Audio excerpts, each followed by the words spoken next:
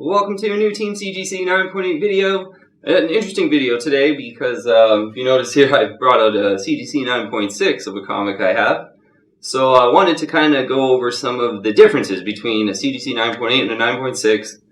I think, maybe for some people a 9.6 might be a better option than a 9.8 to be honest. So just go over some of the differences and kind of reach some sort of conclusion maybe on that. If you notice too, this is kind of, instead of doing an unbox video, this is kind of revealing my newest addition to the collection too, which is Detective Comics 523 CGC 9.8 here. A book that I've really loved since I was young and really remember this cover a lot and just love this era of Batman too. I have a lot of Batman comics from this era, kind of the 80s, early to mid 80s kind of era. So yeah, let's talk about slight differences. Really quick, we'll just go over Detective Comics 523, kind of looking on the census and everything. So in the CGC 9.8, there's 32 of these. In CGC 9.8s, which is not a lot at all. I kind of, really sort of drilled down that I wanted this book after I looked on the census and saw that there was like only 32 of them in the CGC 9.8s. Yeah, this one looking really crisp too for this book here. Kind of lucked out, perfectly centered, not really any pages sticking out the side at all here, and better centered this one than the 9.6, and we'll kind of get into some of those differences. Love this Solomon Grundy cover, classic Solomon Grundy cover. He's yeah, kind of sort of an undead zombie type supervillain, and yeah, his first appearance was like way back in 1944. I had to look it up. And I think if Solomon Grundy ever came out in a new Batman movie or whatever, that is certainly something that I think would be cool, number one, being that he's basically an undead supervillain. And he's been sort of an anti-hero at times, too. So I think, yeah, sort of with zombies sort of being in, and I know they were maybe in even more before, but they've got a lot of potential to maybe be in a Batman movie, Solomon Grundy. I think that could be a really cool villain. And this sort of is the modern, like, go-to Solomon Grundy cover, for sure. So this should do well in if Solomon Grundy ever happened to get into a movie. 9.8 ratio, really quick, 24%. So a decent 9.8 ratio. There's not a lot of these graded, so it's more about that 32... 9.8s on the planet rather than the CGC 9.8 ratio in this case. So, prices. I ended up paying $280 for this US with, decent shipping deal to Canada. Anytime I could get like pretty much under $20 US shipping is like a good deal for me in Canada, which I know it's not a good deal for people in the US, but for Canada, that's like a really good deal to get it here. Not a bad, yeah, with the good shipping price, with it looking really good, the colors were looking really good, perfectly centered, because I have saw this, I think I saw two since I've been doing the pricing videos on our channel, things like that. I saw two of these sold for $250 American. I think one might have been $260. It was like $250, $260 for this book. And so I think $280, a bit of an overpay to be honest. But, this is a 1983 book. It's quite an old book. 32 9.8s out there. With the cheap shipping, that's not going to, come often for me. So, I thought if I do have to pay, 20 or 30 bucks more here, I think it's going to be worth it in the long term. And yeah, I think, this is because Solomon Grundy's first appearance was so long ago. I think if he ever is in a movie, this is going to be kind of the go-to book to grab. And I could see the value is doing quite well if that happens. If not, sweet-ass cover. But yeah, if you're looking to ever pay for it, $250 if you're in the States, you have a little more options. Probably look to get it closer to $250 in the CGC 9.8. So, okay, let's talk about some of the differences because I was looking over these quite close, just for the kind of 20 minutes before here coming on camera. And, get this standing up here. And there is not much of a difference between these two, to be honest. So, first off, the color's a little more vivid on the 9.8 compared to the 9.6. That's pretty much like a manufacturing defect. Like, sometimes a 9.6 is looking better than the 9.8 in the color department. So that's a bit of a wash on these issues. To be honest, just, from the front cover, they look exactly the same. There's, some of the differences are on the back covers in this example. I was looking really close on both of the spines. Both of the spines are basically flawless. The corners are basically flawless from the cover on both issues. So from the cover, they're basically flawless. There's like a little bit of the white background. So the 9.6 isn't perfectly centered, but again, that is a manufacturing defect. So that pretty much has nothing to do with it being a 9.6 or 9.8. If it's like, that's just a little, a slight difference detail. So really the difference was on the, the 9.6, because I was really looking at them quite hard in the light.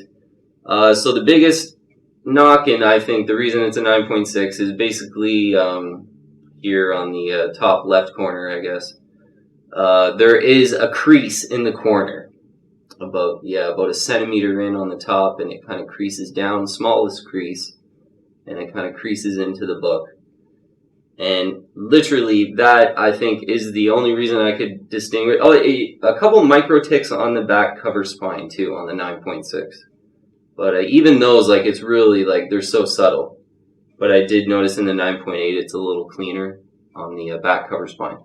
But I think this little crease here is pretty much the only reason why this is a 9.6 versus the 9.8. So yeah, when you think about it in that terms, you're like, oh my god, the 9.8 is not worth it. Literally, like, it's a little tick. It's like the littlest bend on the back cover in this case. And I do remember when I grabbed this Detective 523, it just looked in such good shape, such high grade shape. But that one little ding, I was like, you know what? Hopefully that's just the one little ding and it's a 9.8. But I think because of the crease, any sort of crease that's visible, basically, is pretty much going to make it a 9.6. Because a 9.8, sometimes there's some spine dinks, some like micro spine dinks, but as far as the corners can't have any creases, and the corners usually have to be, quite sharp and pretty much like unnoticeable to the trained eye. But, like, sometimes on a 9.8 there might be the slightest of a fluffy kind of corner, I guess you could call it, but most of the time they're really sharp, especially on more modern books.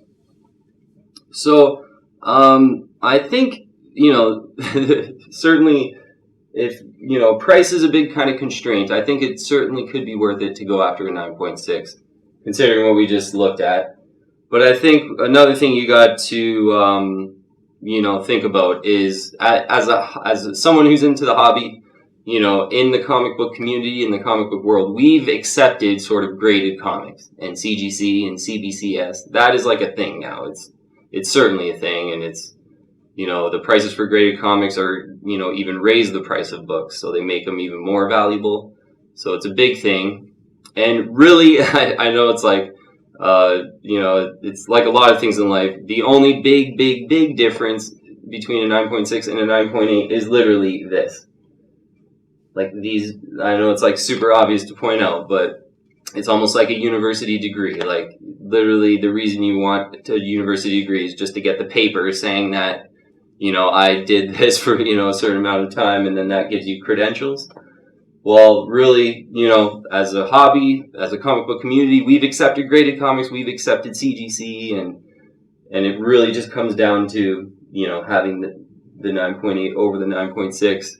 And another thing to mention is the margin of error we're talking about here is so small, because it's like, obviously there's 9.4, there's 9.2, there's 9, and go down the whole list. So, yeah, the details matter. And when there's a little crease on the back cover, that's not going to be a 9.8, because, yeah, certainly to the untrained eye, there can't be any, creases on a 9.8. It's got to look pretty much pristine to the untrained eye, I would think. So, yeah, we're talking details here, and details matter in comic books. So if you have, I think, because some people get irked out there that, a New Mutants 98 CGC 9.6 is like $250 or whatever it is, and then a 9.8 is $610 or something like that. So, and then, yeah, I think people get a little irked that they can't afford the CGC 9.8 sometimes.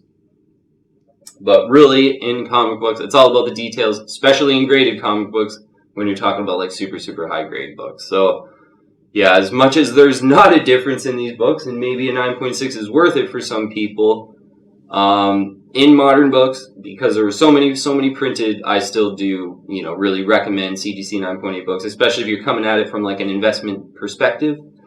So, maybe you got quite a lot of not a lot, but enough cash to sort of pick and choose some CGC 9.8 books, then just buy all CGC 9.8s for modern books, I would say. So 80s, 90s, and modern books. I would still recommend, CGC 9.8, but certainly budget constraint, 9.6s, they're basically the same book, and we've looked at that here. The biggest difference really is, just the grades that these professionals have chosen to give in these comics, which make them more valuable in the market, and that's kind of the harsh truth, I guess, but since we've accepted graded comics in our hobby, which I think is a good thing, I'm not saying it's a bad thing, but it is, and the details matter, and we've accepted graded comics, so I think, those are kind of the biggest differences with a CGC 9.6 and a 9.8. Not a lot of a difference, to be honest. So, really happy I added Batman 523 to my kind of Batman collection of CGC 9.8s. Yeah, I'm really set for Batman books, I think. Personally, like I can't really think of, any other key that I really, really want. Especially considering I'll be doing an unbox for CBCS Batman 436, which is the first Tim Drake. And that was kind of the last sort of first appearance I could really kind of drill down that I wanted in Batman comics. So, because I have a lot of them from the 80s, so maybe it'll be time to do a kind of a full Batman review of my Batman books and stuff. Because, really happy with kind of rounding out my Batman collection, I think. Getting Batman 423 CGC 9.8 white pages. Yeah, for $280. Hopefully you can get it closer to $250 in the US. You'll have more options. And again, only 32 in CGC 9.8s on the planet, so you're going to have to wait. You're going to have to be patient on this one, and maybe you'll get lucky and it'll only be a month. But again, doing those pricing videos, I've probably only seen 2 or 3 of these pop up in the CGC 9.8 in the last 6 months or so. Okay, so glad we could go over some of those differences. Not much of a difference at all, to be honest. But such details we're talking about here in comic books, because we're comic book nerds, so we care about that the cover got dinked and now there's a bend in the corner. Like, I know it's so such a small thing, but it's a thing for sure. So the margin of errors are so small with these high grade books, so keep that in mind. But certainly I would go for a 9.6 if budget constraints were big, especially if you're going after big keys like a New Mutants 98 or Amazing Spider-Man 300. Certainly a 9.4 or 9.6 I totally could understand going after those bigger keys. All right, hopefully we can come to some conclusion. Yeah, I just feel like I kind of blabbered on about some of the differences. But yeah, literally the back cover, top corner, littlest corner crease bend is why it's a 9.6 over 9.8, because they are both crisp. Very, very crisp. Still really happy with my 9.8 with the kind of vivid colors and everything. So, okay, before we wrap it up here, I'd invite you to join the team and subscribe to Team CGC 9.8. Hit the bell, get all our layest notifications. Add me on Instagram and Twitter too. Yeah, message me on Instagram. More active on Instagram if you want. I'd love to kind of hear from everyone if you have anything to talk about. Thank you so much for watching today, though, and I'll see you on the next one.